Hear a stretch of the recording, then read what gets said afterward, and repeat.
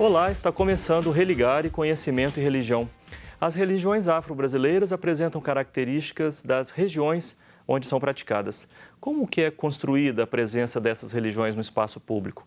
Para falar sobre o tema, religião e cultura afro-brasileira, eu recebo aqui no estúdio da TV Horizonte a cientista social Mariana Ramos de Moraes. Ela é autora do livro De Religião à Cultura, de Cultura à Religião, Travessias Afro-Religiosas no Espaço Público, da editora PUC Minas. Seja bem-vinda, Mariana, aqui ao Religare. Muito obrigada. E obrigado também por você ter trazido não só esse livro que você lançou recentemente, mas outros livros de sua autoria. A gente vai poder falar sobre cada um deles aqui.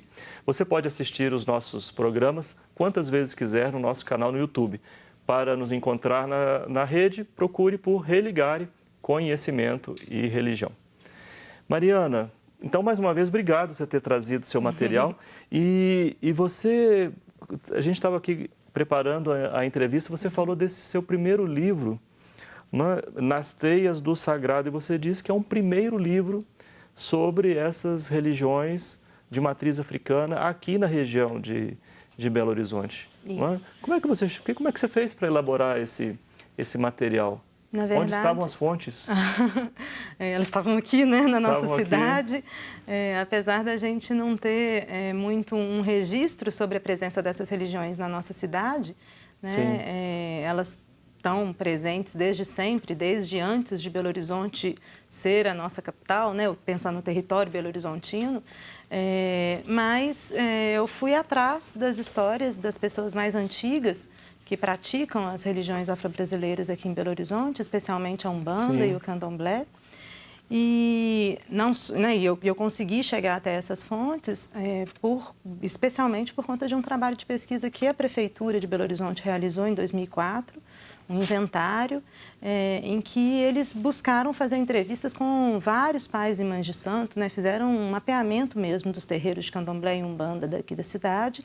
E nesses documentos a gente tinha as histórias também desses pais e mães de santo. Então, a partir inicialmente dessa pesquisa, eu comecei a ir atrás das pessoas que eram indicadas como as pessoas que começaram a praticar essas religiões aqui. Sim, ficou um livro muito bonito, muito bem trabalhado, o conteúdo, né, sobre as religiões aqui em Belo Horizonte, mas com um histórico, né, para além de Belo Horizonte, né?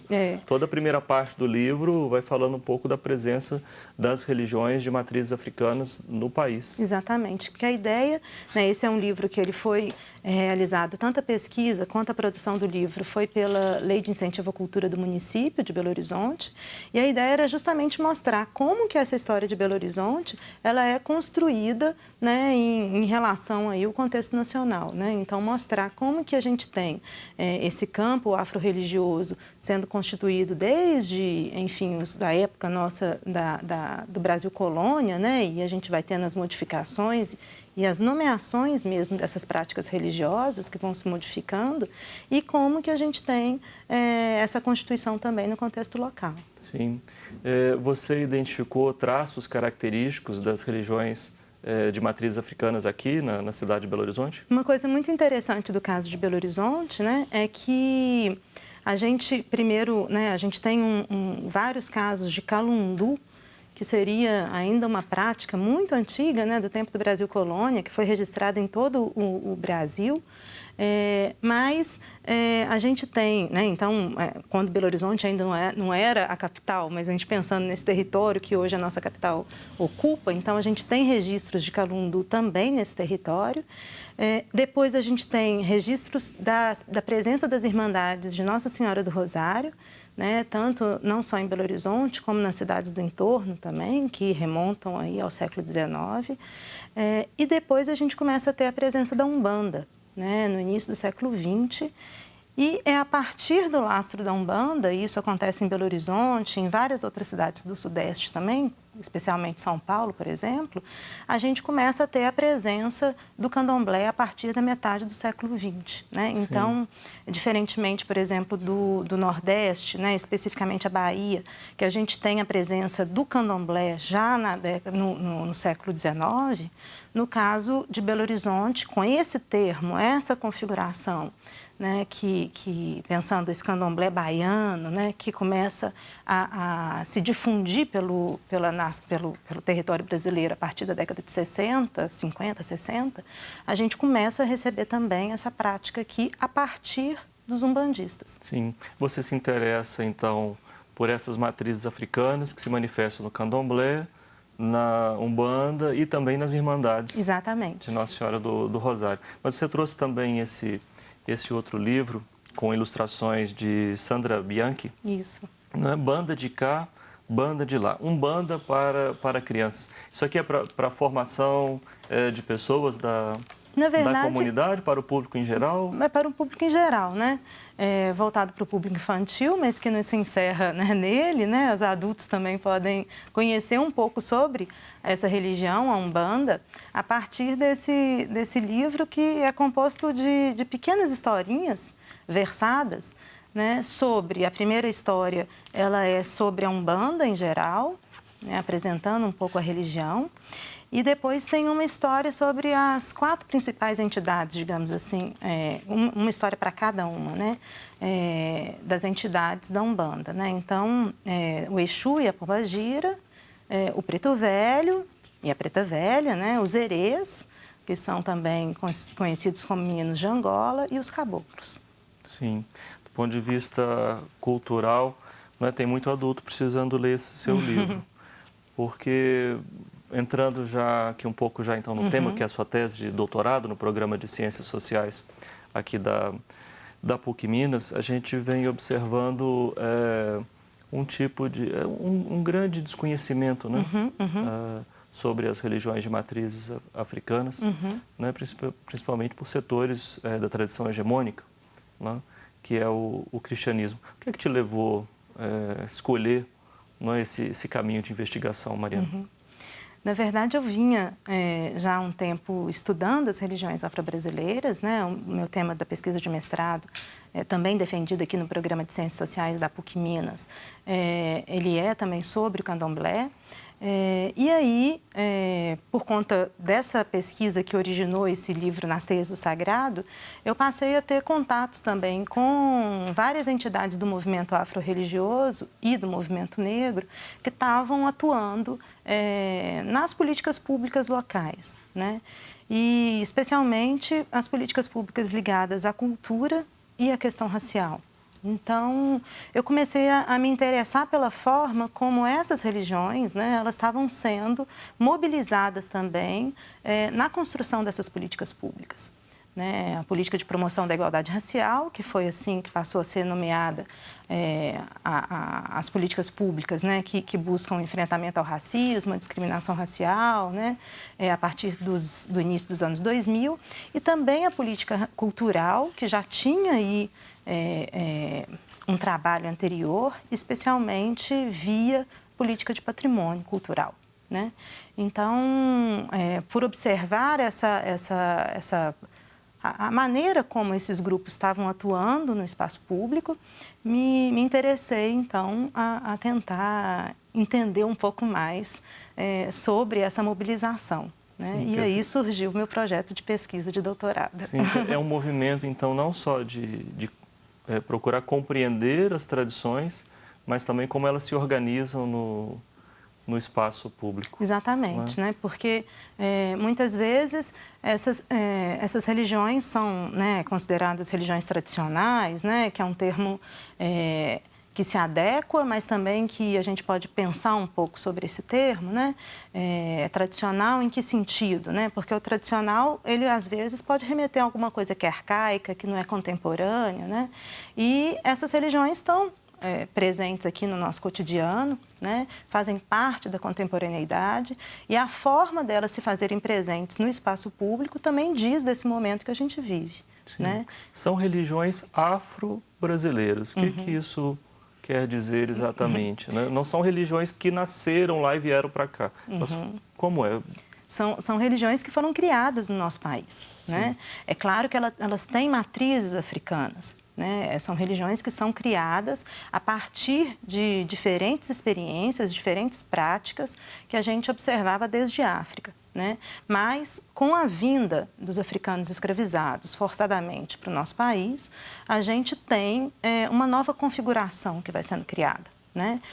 E que vai sendo modificada também, né? Se a gente pensar esses mais de 500 anos, né, da presença africana no nosso país e as várias conexões que a gente vai tendo, né, ligações, relações com outras culturas, com outras matrizes culturais. Então, a gente tem essas práticas sendo modificadas continuadamente, né, até a formação do que a gente está chamando hoje, né, de batuque, candomblé, umbanda, enfim, jurema, né, tambor de mina, né, pensando as práticas que a gente tem hoje presente no nosso território. Sim. Temos muito mais o que falar. Aqui no Religar eu recebo Mariana Ramos de Moraes. Ela é cientista social e escreveu, entre alguns livros que nós estamos conversando aqui, De Religião à Cultura, de Cultura à Religião, Travessias Afro-Religiosas no Espaço Público. Foi publicado pela editora PUC Minas. Nós vamos falar mais sobre esse tema daqui a pouco. Vamos fazer um breve intervalo e voltamos já.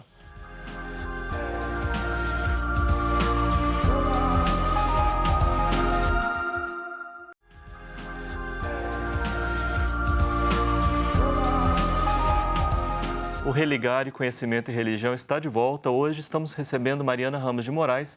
Ela é cientista social. Nós estamos conversando no programa de hoje sobre religião e cultura afro-brasileira. Então, no seu doutorado, que é o que deu origem a esse livro, você fala sobre as travessias no espaço público. Você já falou ainda há pouco, né? Que procurava compreender como é que essas tradições se organizam. O que ajuda a gente a compreender a organização de uma tradição, como é o caso do candomblé, da umbanda, das irmandades, né? A travessia, na verdade, foi um recurso narrativo assim, que eu adotei, né, pensando que é um movimento próprio dessas religiões, né? A gente pensa, tem a travessia do dentro para fora, né, do mundo dos espíritos para o mundo dos humanos, né? Então, o mundo, né, material e imaterial. Então, o tempo todo existem essas travessias, né, nos próprios rituais e na cosmovisão mesmo dessas práticas, né? Mas a travessia também é um momento interessante, né, para se pensar como que são feitas as criações, né? Tem um antropólogo que fala justamente desse momento, né? O Crapanzano, que ele vai falar justamente que é no momento da travessia que a gente está no entre, né? A gente não chegou ainda, mas a gente já saiu, né? E é nesse momento que a gente abre para as possibilidades, porque se a gente já saiu de um ponto e ainda vai chegar em outro, né?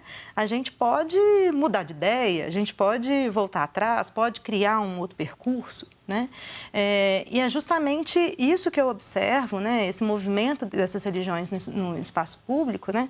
Que, ora, elas vão buscar se associar a uma ideia de religião, ora vão buscar se associar a uma ideia de cultura para buscar a sua legitimação como uma prática religiosa. Eu me interesso muito por esse tema.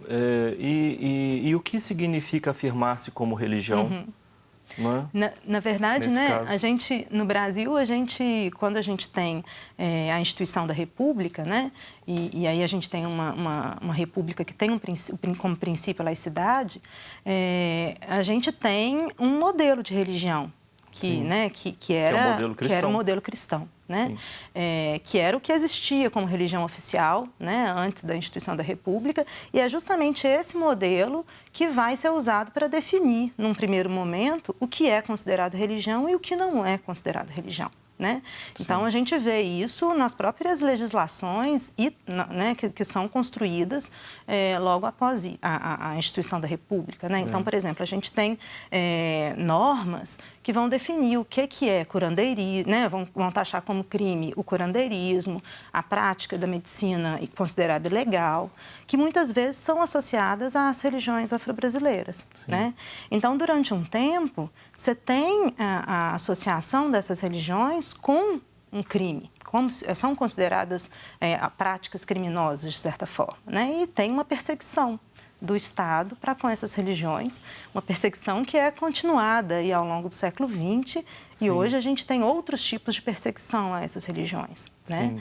Sim, de natureza religiosa. De natureza religiosa também, né? Mas o que acontece? O candomblé, especificamente, ele vai tentar um viés um pouco diferente, né? Se ele é uma prática religiosa que é totalmente diferente do cristianismo, né? Imagina, a gente não tem no candomblé um livro como a Bíblia, né? Não tem uma instituição forte, né? Como a instituição católica, né? Especificamente igreja, no catolicismo, né? Uma igreja. O candomblé, ele se organiza de uma forma totalmente diferente, né? Então, ele foge do que seria considerado esse modelo de religião no início do século XX. Então, ele vai buscar se associar a uma ideia de cultura, né? De uma tradição, né? Algo que faz parte ali da vida cotidiana daquelas pessoas, né? De costumes, né? Ou seja, é para além de uma prática religiosa. Não é o fato, a pessoa não vai simplesmente ao terreiro rezar e ir embora. Tudo aquilo que pratica no terreiro, ela leva consigo, né? É um modo de vida, muda-se toda a sua vida após uma iniciação, né? Então, começa a ter essa associação como uma ideia de cultura, né? Que hoje a gente pode ligar a um conceito antropológico, né? De cultura, e que vai, na verdade, caminhar ao longo do século XX né? Vai ser mais ou menos a forma como o candomblé vai se apresentar no espaço público. Sim. O candomblé até já conseguiu esse reconhecimento de patrimônio. Exatamente, né? Então, a gente tem em 1984 cultural. O primeiro terreiro tombado como patrimônio nacional. Não foi um tombamento fácil, né? Era um momento que a gente tinha várias forças ali que não achavam que o candomblé, né, a arquitetura do terreiro, né, no caso específico era o terreiro da Casa Branca, em Salvador, não apresentava a monumentalidade que tinham as igrejas barrocas, por exemplo, né, que foram... A gente tem vários exemplares barrocos ligados à igreja que foram tombados desde a década de 30, quando a gente tem a instituição da política patrimonial brasileira. Tinham várias pessoas que questionavam isso, né? E colocavam até assim, como que a gente pode tombar uma religião? Né? Era um dos questionamentos que existiam na época, né? Mas também a gente tinha já uma abertura, tanto abertura política, né? Pensando, a gente estava em 84, como também uma mudança que vinha na própria política patrimonial, que estava começando a incorporar a necessidade de se contemplar também os bens tidos como imateriais, né? na cena patrimonial. Então, a gente consegue, e um apoio do movimento negro, então é possível o tombamento desse terreiro. Em Belo Horizonte há também... Em Belo Horizonte tem um terreiro que foi tombado e uma Irmandade de Nossa Senhora do Rosário, né? O terreiro é o Ileopolo Olojucan, fundado por Carlos Olojucan, e a Irmandade é a Irmandade de Nossa Senhora do Rosário do Jatobá, que fica no Barreiro, né? Os dois foram tombados em 95. Sim. Hoje são esses dois únicos? Hoje são só esses dois. A gente não tem mais nenhum outro tombamento, né? Tem processo de registro das congadas, né? Ou congados, reinados, né? São nomeados de várias formas pelos grupos, como patrimônio material da cidade. Mas o processo ainda está em andamento. Sim. E isso recebeu o impulso para esse reconhecimento? Tem a ver com políticas afirmativas, políticas públicas? Especificamente no caso de Belo Horizonte, né, esses tombamentos eles aconteceram em 1995, quando foi celebrado o tricentenário de Zumbi dos Palmares, né? Então, foi a Prefeitura de Belo Horizonte, né, que tinha o envolvimento de ativistas do movimento negro, né, que estavam querendo que fosse realmente criado, né, que fossem instituídos marcos da resistência negra na cidade. Porque até então, a gente não tinha, dentre os bens patrimonializados pelo município, nenhum bem que representasse a cultura negra, né? Então, dentre as várias atividades que foram feitas nesse ano, uma delas foi especificamente o tombamento desses dois terreiros, né? O terreiro e a Irmandade. Então, isso fez parte, né, da história das políticas públicas municipais em Belo Horizonte voltadas para a população negra. Sim. No seu estudo, é importante a gente seguir avançando nessa direção, dessas políticas afirmativas? A gente, no nosso país, a gente ainda, infelizmente, nós somos uma sociedade muito desigual, né? E o corte racial, ele está latente aí nessa desigualdade, né? A quantidade de jovens negros que são mortos, né? Isso aí as estatísticas demonstram. Então, isso é claro, né, que a gente evidencia a necessidade da gente permanecer insistindo na instituição dessas políticas. Para nós que atuamos nesse campo, acho que você deve também se espantar quando alguns grupos falam, não, nós não temos nenhuma dívida. Não. Na verdade, se a gente for verificar, né, quem que tem acesso à educação, né, de qualidade hoje no nosso país, quem que tem acesso às instituições de ensino públicas, mas de graduação, né, a pós-graduação, a maioria é branca, né? E é claro que a gente tem uma certa mudança que ocorreu, né, desde o início dos anos 2000, com a instituição de políticas de ação afirmativas, que inicia até um pouco antes, né?